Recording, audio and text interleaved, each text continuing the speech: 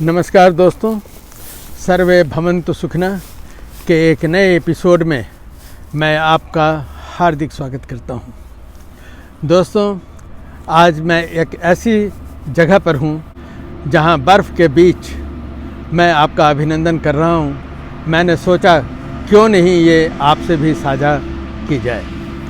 दोस्तों, आज जो मैं बात करने जा रहा हूं उसकी शुरुआत में मैं चर्चा करना चाहता हूं बॉलीवुड के एक सुपरस्टार के द्वारा एक दिए गए भाषण में, जब उनका सम्मान किया जा रहा था।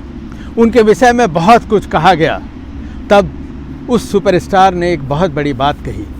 उसने कहा, दोस्तों, जिस मुकाम पर आज मैं हूँ उस मुकाम पर आज से पहले कोई और था, और दोस्तों, इसी मुकाम पर आज के बाद कल कोई और होगा। तात्पर्य यह था दोस्तों कि ये स्थान पूर्ण रूप से जुड़ने का नहीं है। ये जीवन है, परिवर्तनशील है। हम आते हैं, अपना काम करते हैं और उसके बाद हम चले जाते हैं।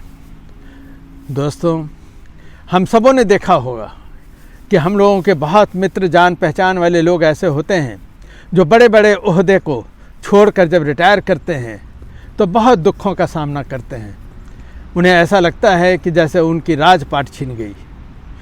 इसके पहले वो शायद ये समझते थे कि कंपनी उन्हीं की है, उनके बिना चल नहीं सकती, कोई विभाग उन्हीं का है, उनके बिना शायद चल नहीं सकता।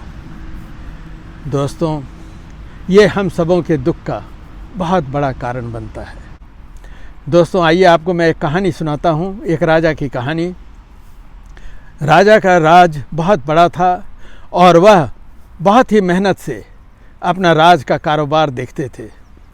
फिर भी वो अक्सर दुखी हो जाते थे, क्योंकि इतना बड़ा राज था और उसमें कहीं कुछ न कुछ हुआ करता था जिसके लिए वो बहुत परेशान हुआ करते थे। एक दिन की बात है, अपनी परेशानी में वो अपने गुरु के पास के जंगल में गए।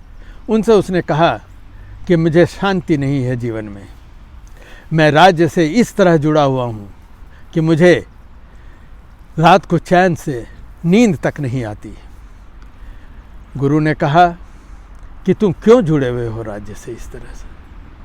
क्या तुम्हारे पहले ये राज्य नहीं था? क्या तुम्हारे बाद ये राज्य नहीं होगा?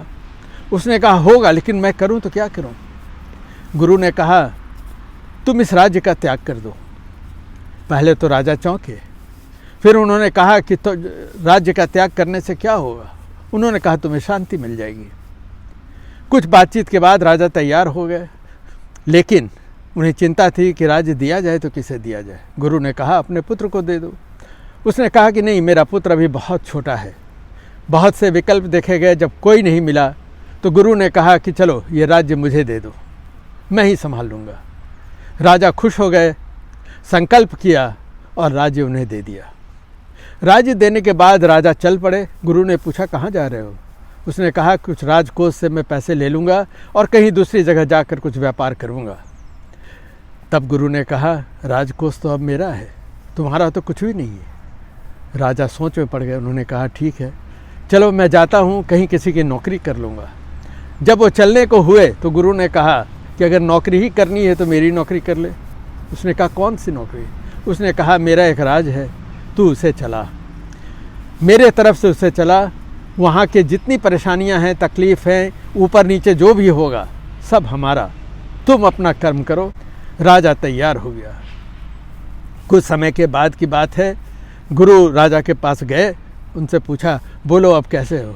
उसने कहा, बहुत शांति है, मैं दिन भर राज की सेवा करता हूँ, आपकी सेवा करता हूँ और सब कुछ छोड़कर अपने घर जाता हूँ, चैन की नींद सोता हूँ, मेरे मन में बहुत शांति है, बहुत संतोष है।